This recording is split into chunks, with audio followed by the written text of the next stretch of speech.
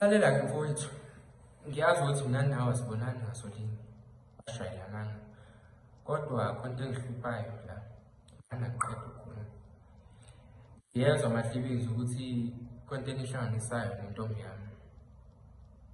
Uthathaphi igunya lokuthi ube nento uyihlanganisa nentombi yami, ekubeni wazi ukuthi uthandana nami? Ubungazi mina noThembeka asathandani? Kuzo zonke iy'ntombi ey'gcwele la kulesi sigodi, wakhetha eyami ukungiyisa ngosilokho. Lalela-ke mfana wami, uma kuwukuthi usafuna ukuphila, hlukana ney'ntombi zabantu. Hlukana ney'ntombi zabantu. Ngoba kade ngakuphuza ngasekuqaleni. Waphinda uzowukhomba umuzo notshwala. Ngoba engathi awungazi kahle, ungizwa ngendaba njengomshado kayihlo. Lalela la mfana wami, uma usafuna ukuphila uzohlukana nentombi yami. Ngiyaqala, ngiyagcina ukukhuluma nawe ngale ndaba. Sengikhathele wena. Futhi enye into ingazi ukuthi ngiyashesha ukukhohlwa kulesi sigodi. Wakhohlwa indaba zakho ukuthi wayenzani.